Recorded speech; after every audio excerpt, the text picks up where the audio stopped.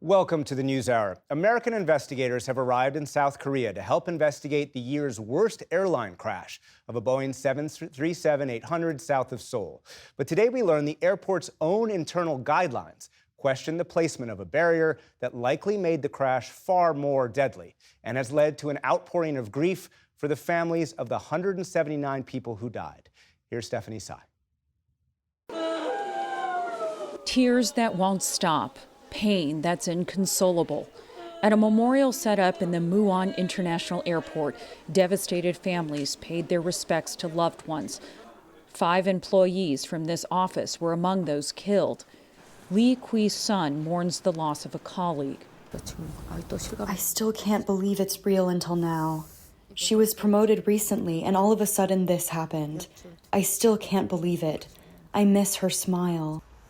Investigators continue to gather evidence on what caused the crash. I think the thing that has stumped a lot of aviation experts is why that aircraft came in with its wheels up and its flaps not deployed.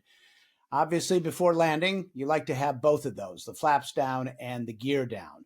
So the question was, why would the crew elect to do this? It would be very NewsHour science and aviation correspondent Miles O'Brien, who was a licensed pilot, said the crew appeared forced to make split-second decisions. This was a crew that didn't just lose one engine, but might have lost both for some reason, either through birds or some other problem, and put them in a situation where they wanted to get back on that runway as quickly as possible.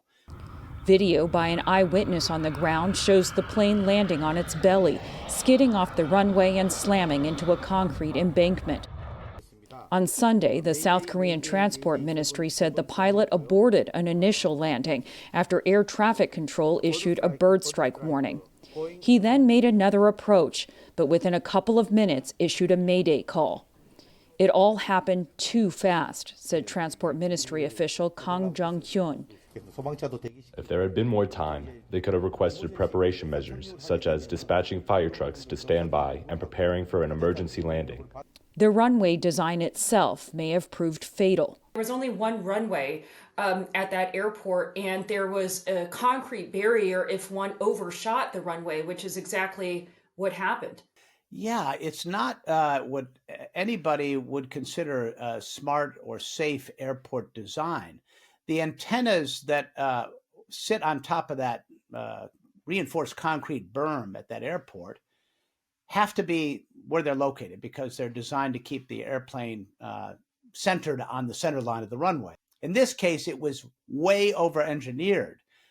It was reinforced concrete and a mound which sat right in the middle of what we would call the overrun area of the runway. And if it weren't for that, you can't help but wonder how many people might have survived.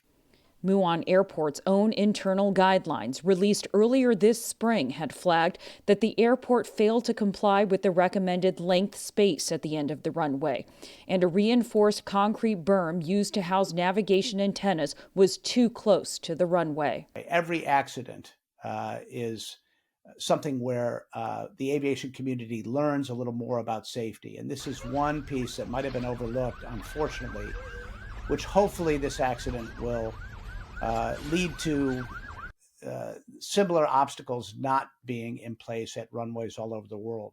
The investigation is far from over. Officials say retrieval of data from the cockpit voice recorder has begun, as has the work of identifying the remains of the 179 victims.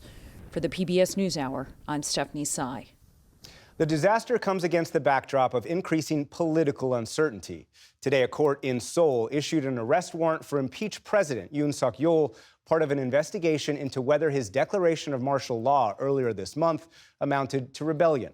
Yoon was impeached by South Korea's opposition-led parliament on December 14th, sending one of the United States' most important allies into political freefall. The acting president has been on the job for just 5 days and has declared a week-long period of mourning following the crash.